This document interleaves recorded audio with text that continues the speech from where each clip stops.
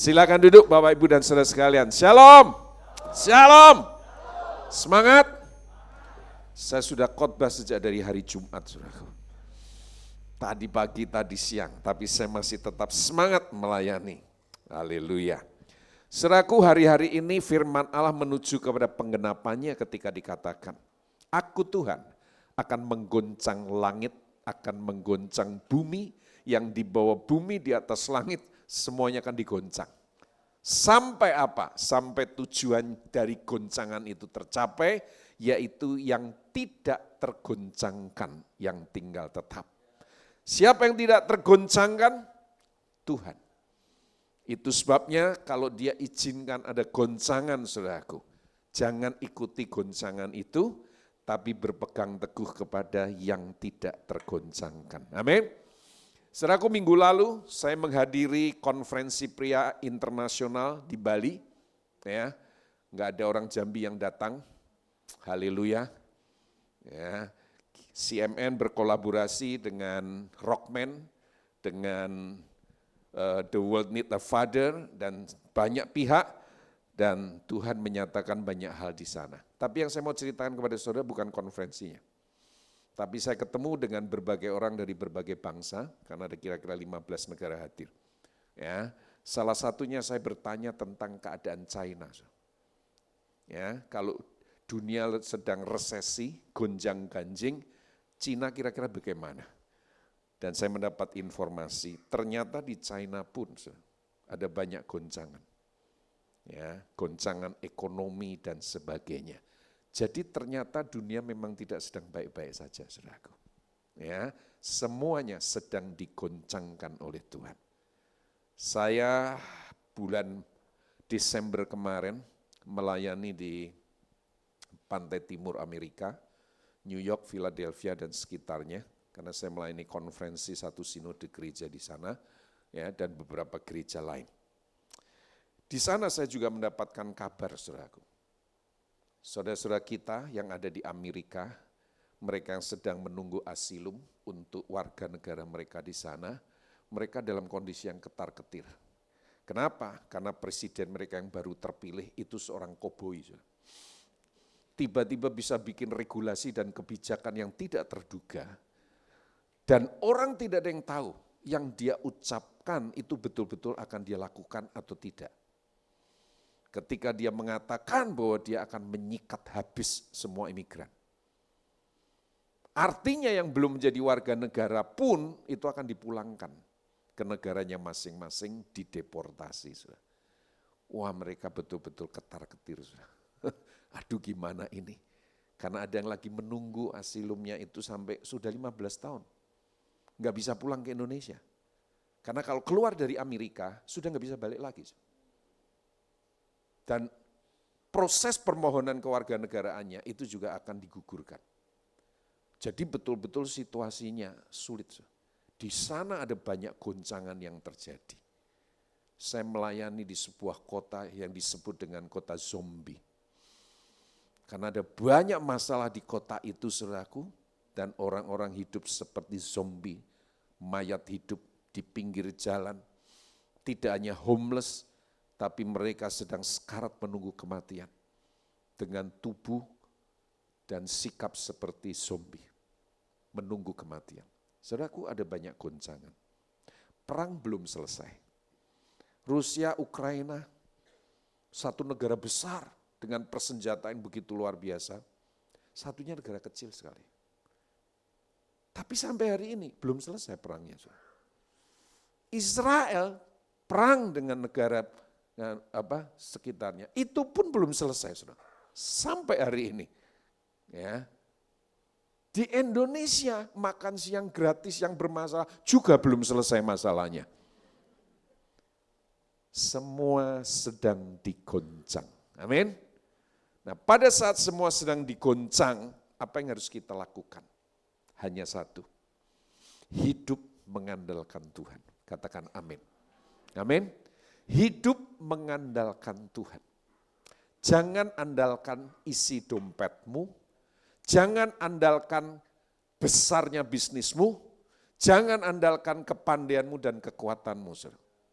semua dalam waktu singkat bisa dijungkir balikkan oleh Tuhan. Oke?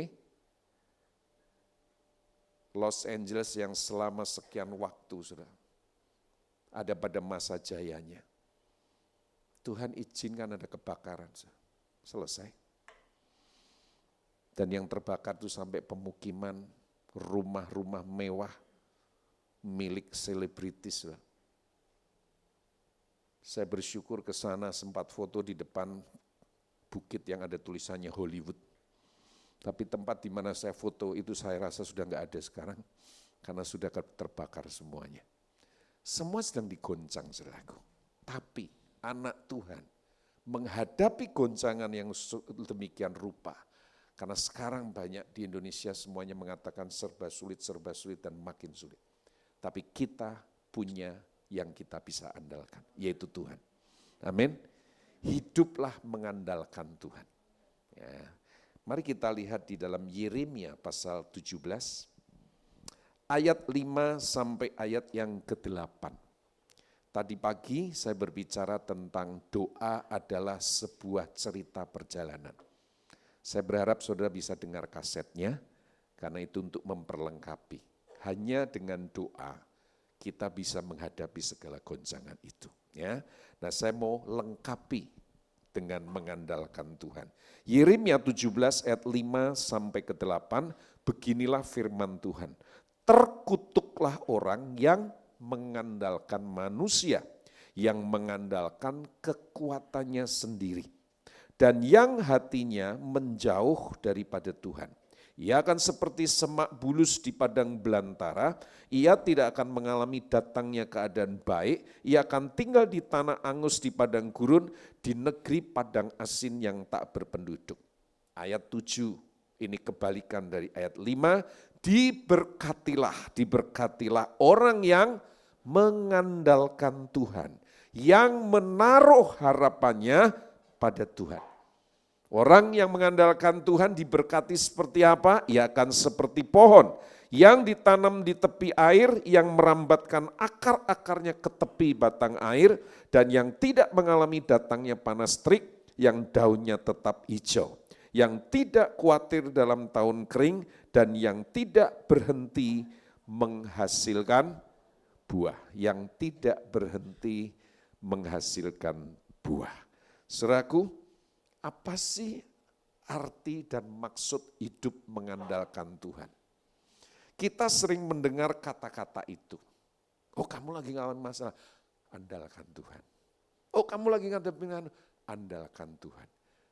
Kata itu sering kita dengar, tapi kita enggak tahu apa sih sebetulnya mengandalkan Tuhan itu kayak apa. Nah, saya akan sebutkan, saudaraku, ciri-ciri orang yang hidupnya mengandalkan Tuhan. Dari ciri-ciri itulah kita bisa belajar bagaimana hidup mengandalkan Tuhan. Yang pertama, saudaraku, ciri orang yang mengandalkan Tuhan ada di ayat yang ke-7 tadi. Orang yang mengandalkan Tuhan itu menaruh harapannya pada Tuhan. Jadi yang pertama, saudaraku, ciri orang yang mengandalkan Tuhan adalah berharap terus-menerus kepada Tuhan. Bukan hanya berharap saat-saat tertentu, tapi konsisten, continue, berharap terus-menerus tanpa henti. Itu ciri orang yang mengandalkan Tuhan. Saudara tahu nggak bahwa manusia ini yang hidup di dunia ini nggak bisa hidup tanpa pengharapan. Orang bisa nggak punya uang, tapi dia nggak akan bunuh diri. Orang bisa nggak punya fasilitas, tapi dia nggak akan mengakhiri hidup. Tapi orang yang punya segalanya, harta, fasilitas dan sebagainya, dia bisa mengakhiri hidupnya jika dia tidak punya pengharapan. Jadi manusia tidak bisa hidup tanpa pengharapan. Saudara berkata, makanya orang yang bunuh diri itu orang yang putus harapan ya Pak. Sebetulnya orang yang bunuh diri pun itu orang yang punya harapan. Harapannya apa? Harapannya setelah dia bunuh dirinya, dia nggak dapat masalah lagi. Itu harapannya, saudaraku, dan harapan yang terakhir. Makanya dia bunuh diri, berharap masalahnya selesai bersamaan dengan selesai hidupnya di dunia ini. Manusia nggak bisa hidup tanpa pengharapan. Tapi kalau engkau di dalam Tuhan, jangan menaruh pengharapan hanya pada saat tertentu saja. Tapi taruh harapmu kepada Tuhan terus menerus. Amin. Tanpa henti. Di sebuah barak medan peperangan, saudara, ketika Amerika sedang berperang melawan musuhnya. Saat itu persediaan makanan sudah habis.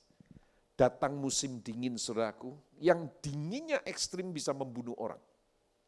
Dan prajurit-prajurit di barak itu, saudaraku, mereka dalam kondisi kedinginan, menggigil, dalam kondisi kelaparan. Biasanya tempat dingin itu membuat orang selalu lapar, betul enggak? Coba tanya yang perutnya buncit-buncit itu, saudaraku. Kalau ada liburan ke tempat yang dingin, saudara, ke gunung itu, ngapain di sana? Makan terus. Setiap 10 menit makan. 15 menit makan. Kenapa? Lapar terus. Dingin itu membuat orang lapar. Ya. Nah, prajurit ini dalam keadaan yang berbahaya. Sangat krusial karena salju turun, udara minus, dingin ekstrim, dan tidak ada makanan.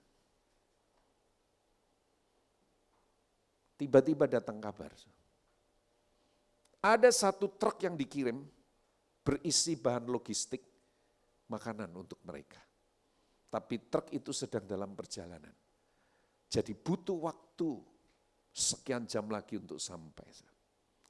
Nah, di tengah-tengah keadaan yang seperti itu, seorang wartawan yang sedang meliput peperangan itu tanya kepada prajurit-prajurit yang dalam kondisi kedinginan dan kelaparan itu.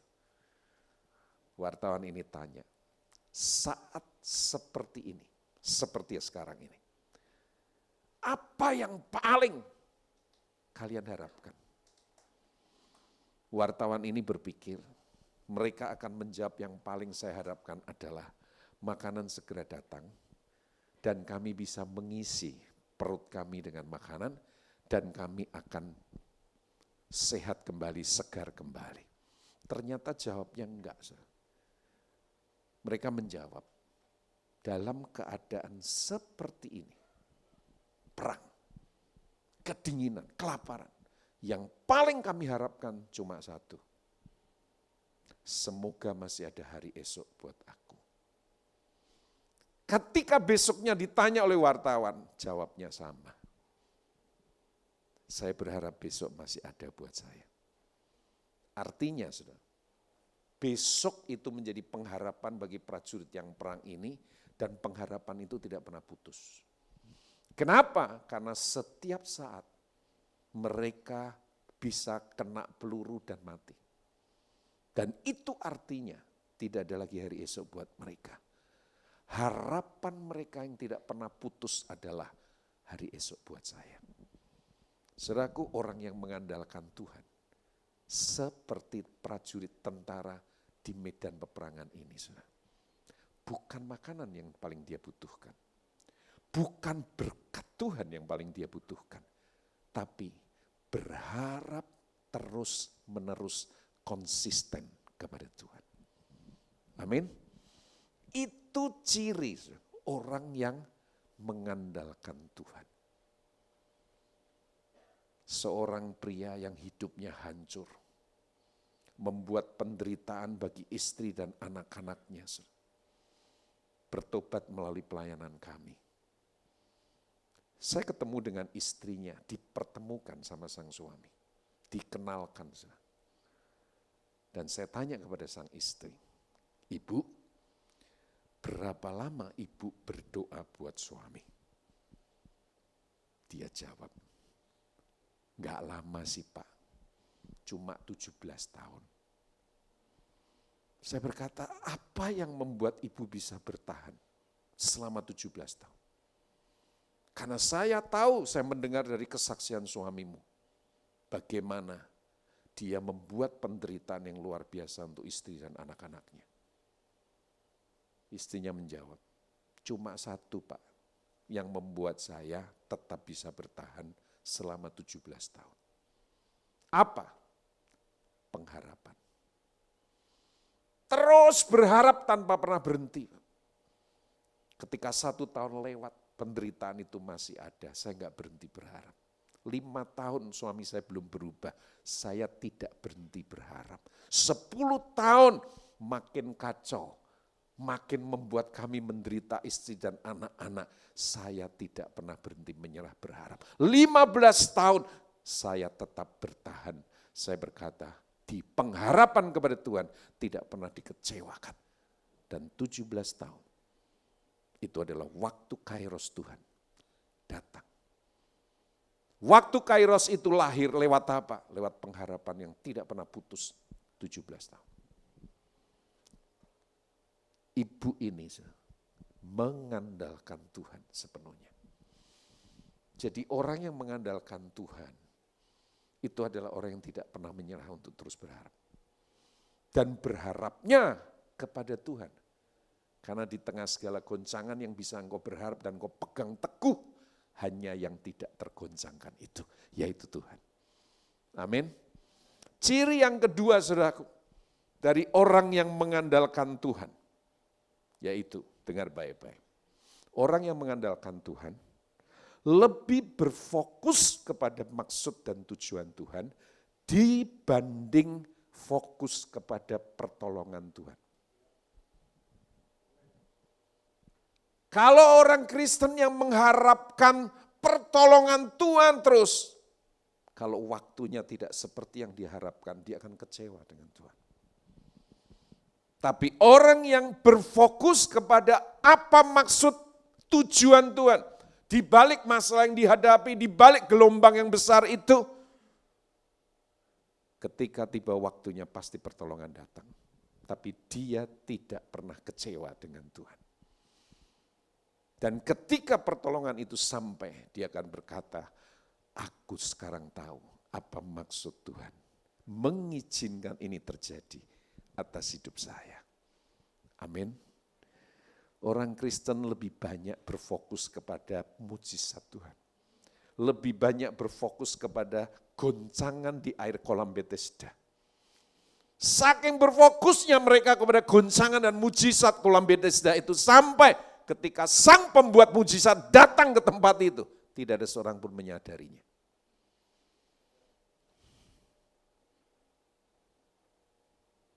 Saya menantang mengajar saudara supaya saudara fokus kepada maksud dan tujuan Tuhan.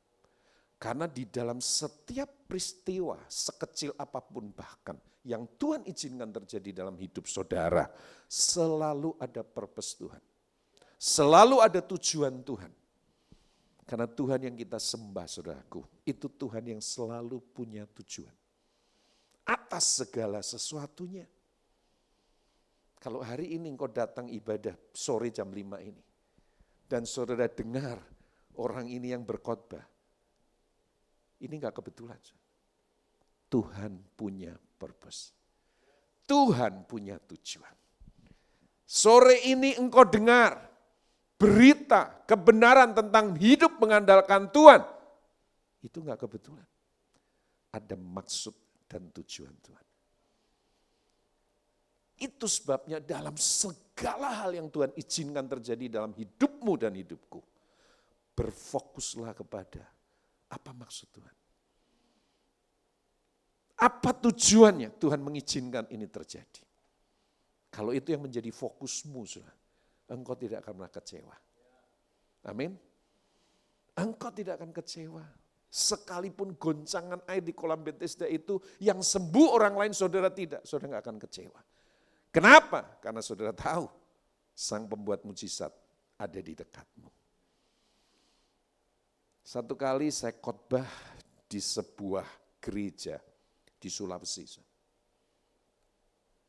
Sebelum saya khotbah, seorang ibu, suami istri, diminta untuk maju ke depan dan bersaksi.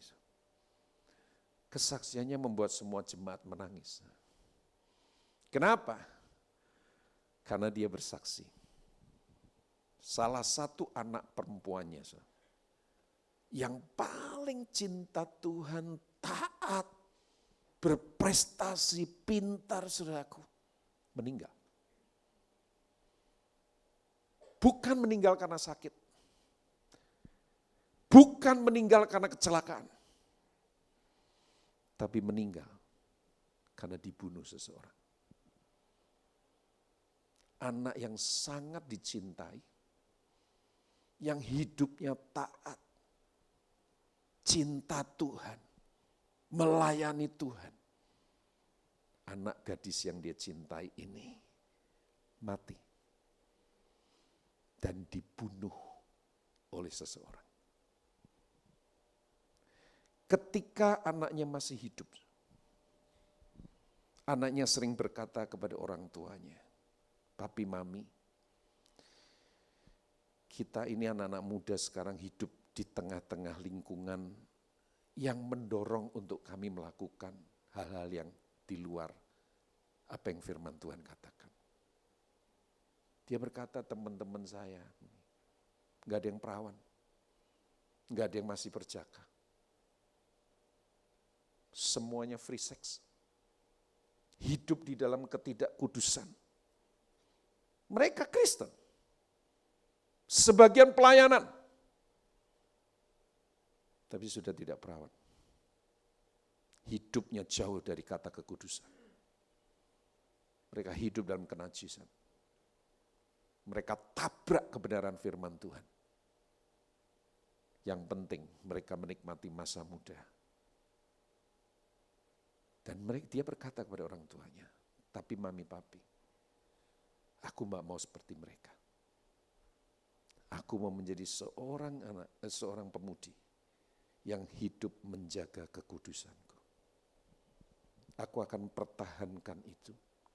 Dan aku hanya akan serahkan milikku yang paling berharga, keperawananku, di hari pernikahan dengan calon suami yang Tuhan sudah tentukan."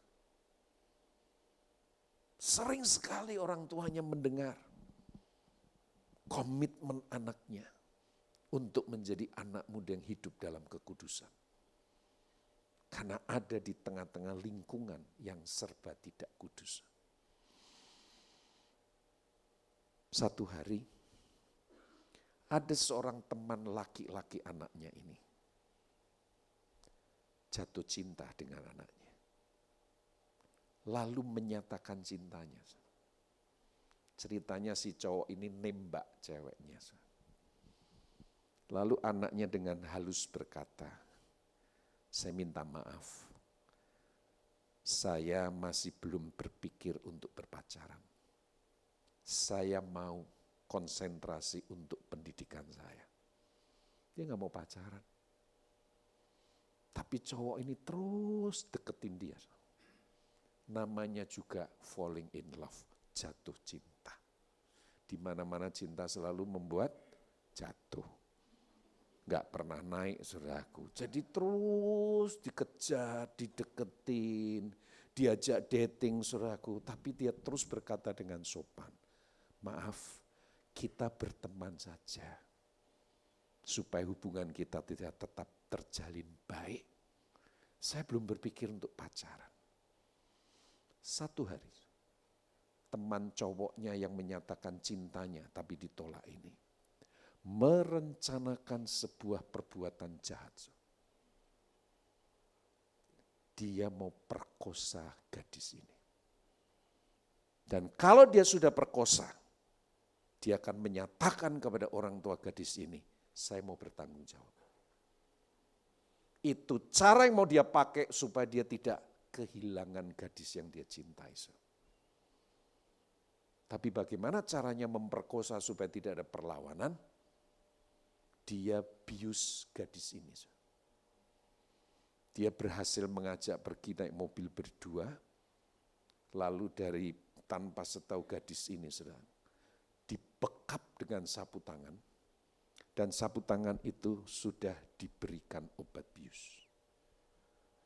Tapi cowok ini gak pernah melakukan tindak kejahatan satu kali pun. Jadi nggak ngerti dosis obat bius yang pas untuk bikin orang pingsan itu seperti apa.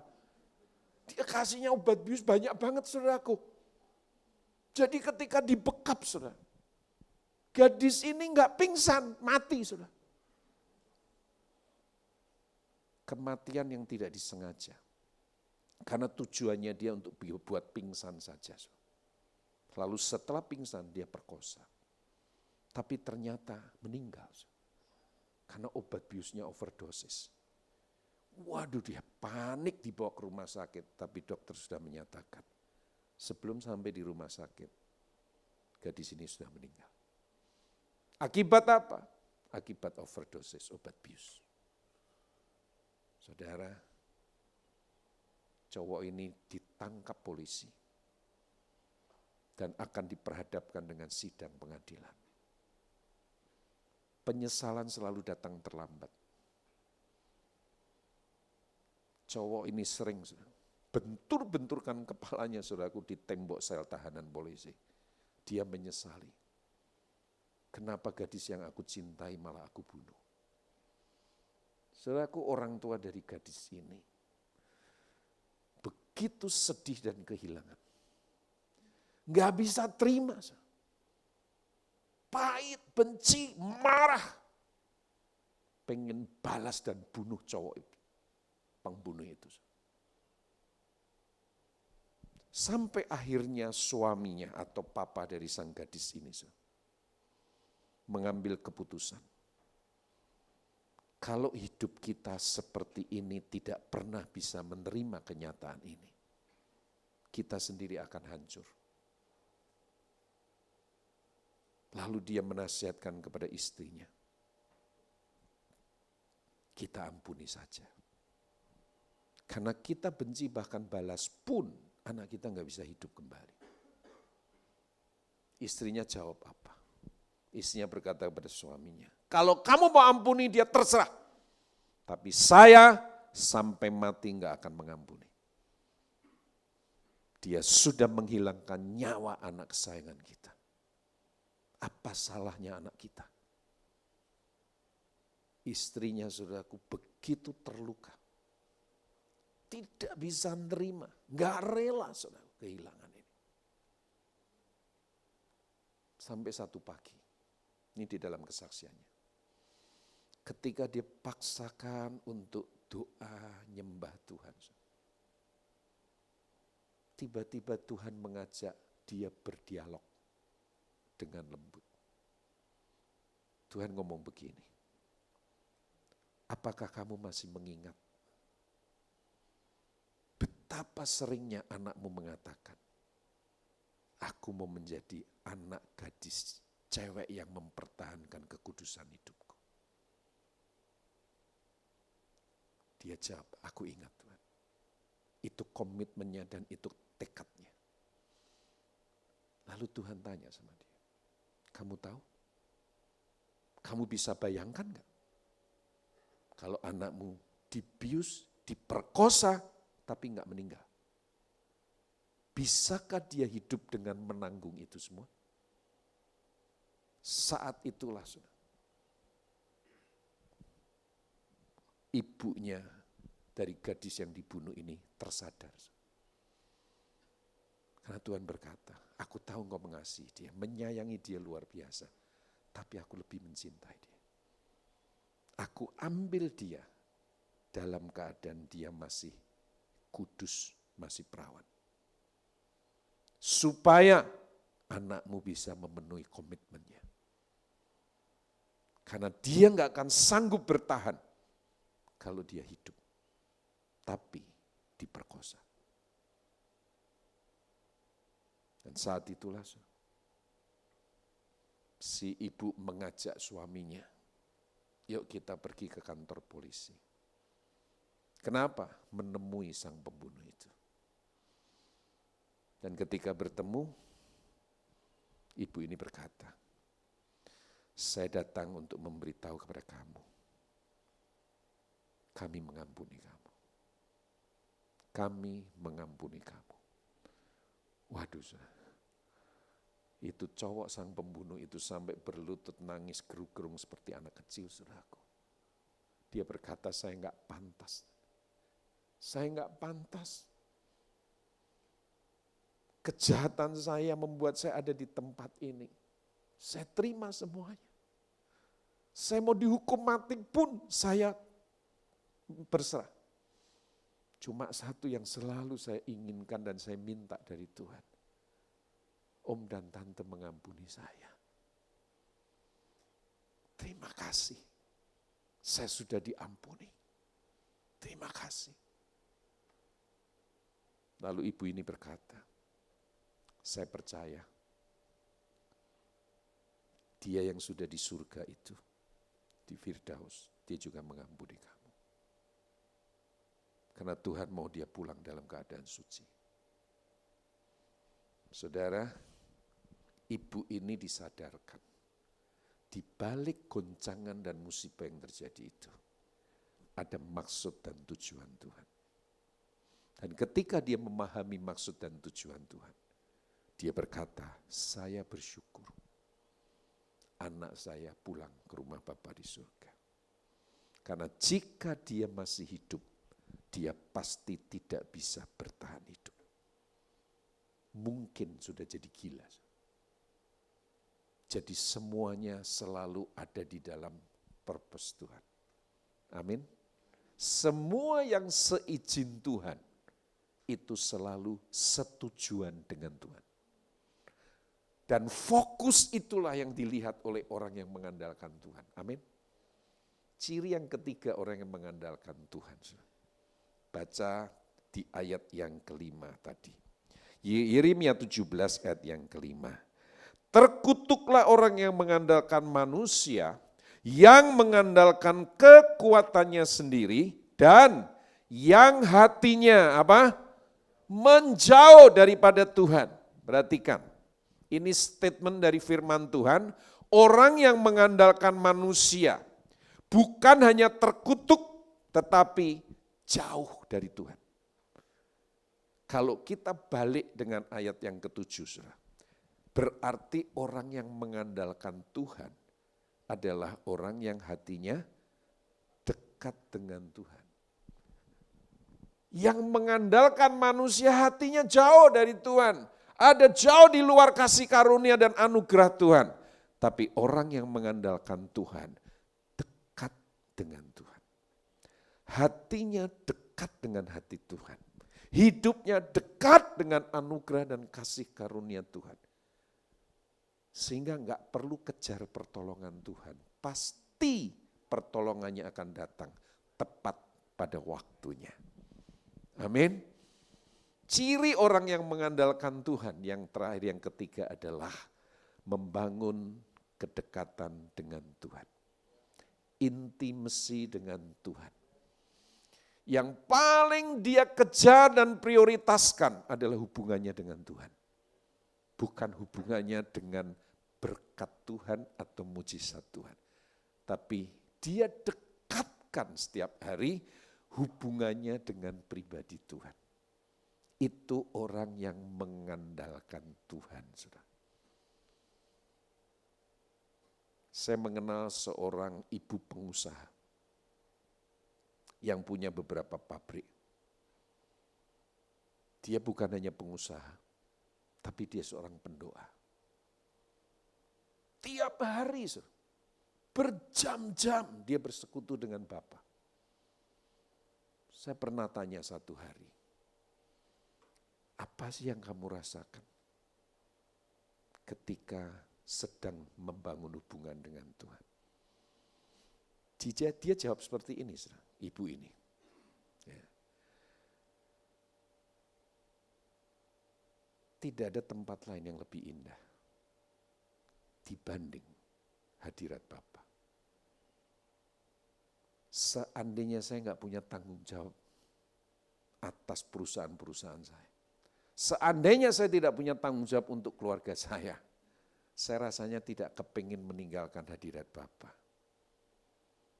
Dia kalau sedang ada di ruang doanya, saudara, private room bersama dengan Bapa, tidak ada seorang pun yang bisa masuk dan mengganggu dia atau menghentikan dia. Tidak ada. Semua orang tahu persis bahwa itu adalah waktu yang terpenting dalam kehidupan anak Tuhan ini. Ibu pengusaha ini. Satu hari, ekspor untuk perusahaannya, garmennya, ke luar negeri, mengalami trouble atau masalah besar. Pesanan yang dipesan itu sebagian salah warna. Dan saudara tahu kalau urusan dengan pihak luar negeri, itu kalau nggak sesuai persis dengan pesanan, baik waktu, baik yang sudah diorder, kualitas dan sebagainya, itu kalau sampai salah, itu one prestasi. Dan itu bukan keuntungan, tapi bisa dituntut kerugian sampai ratusan juta atau miliaran. Waktunya sudah mepet, baru tahu kalau sebagian itu salah warna. Wah, panik semua. Sampai direkturnya panik, general manajernya panik, semua akhirnya dilembur-lembur saudaraku, yang salah warna diperbaiki. Masalahnya adalah kapal ekspedisi pengiriman yang sudah bertahun-tahun itu bekerja sama dengan mereka. Itu selalu berangkat hari Jumat. Tidak pernah hari Kamis, Senin, Selasa, Sabtu atau Minggu, enggak pernah. Bertahun-tahun hari Jumat. Dan kalau hari Jumat, semua barang itu sudah harus siap standby, masuk kapal, kontainer lalu masuk kapal, saudaraku. Waktunya kurang untuk merevisi salah warna itu. Lalu dia dapat laporan dari direkturnya, dari manajer-manajernya, bahwa seandainya masih ada waktu 1 hari lagi, dikebut di lembur, itu salah warna akan bisa direvisi semua. Selesai. Masalahnya selalu hari Jumat. Mereka minta 1 waktu lagi, ya enggak bisa. Wah, panik. Tapi pemiliknya ini, ibu ini, dia kumpulkan orang-orang yang berkompeten, yang bertanggung jawab untuk pabrik ini. Dia berkata, kalian tetap kerjakan revisinya semaksimal mungkin dengan waktu yang ada. Enggak usah takut, saya akan berdoa. Itu sebagian bukan orang Kristen, anak buahnya. Tapi semuanya tahu bahwa ibu ini adalah seorang pendoa. Dia berdoa. Bapak, enggak ada waktu lagi untuk revisi. Tidak ada usaha manusia yang bisa menyelesaikan masalah ini. Tapi kami ini anak-anakmu. Engkau Bapakku yang baik. Lakukan sesuatu yang tidak mungkin kami lakukan. Dia tetap tenang saja. Dan berkata kepada direktur generalnya, general manajernya dan staf-stafnya, kalau sampai kita harus ganti kerugian, dan itu Tuhan izinkan, enggak apa-apa. Enggak apa-apa. Ya. Tapi saya akan berdoa. Dan 1 hari menjelang hari Jumat, hari pengiriman kapal, datang pemberitahuan resmi dari ekspedisi. Surat resmi permohonan maaf. Karena satu dan lain hal, pengapalan tidak bisa dilakukan hari Jumat.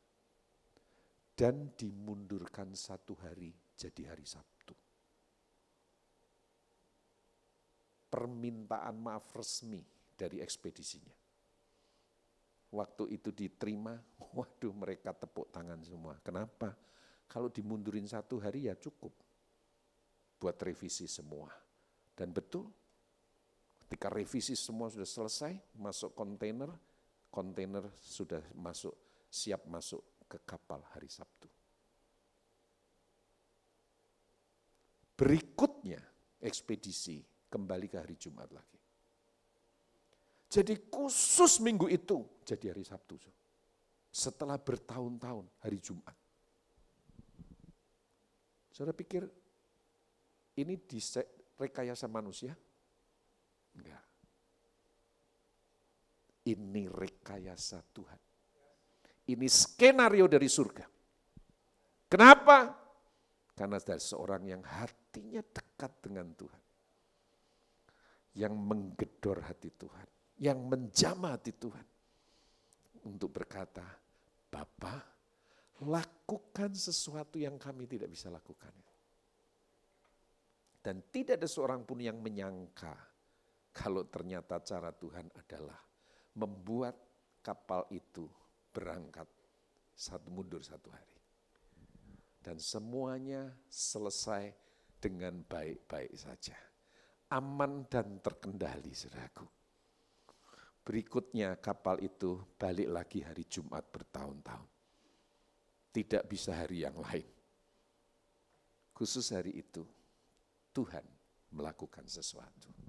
Untuk apa? Dia bela orang yang dekat dengan dia.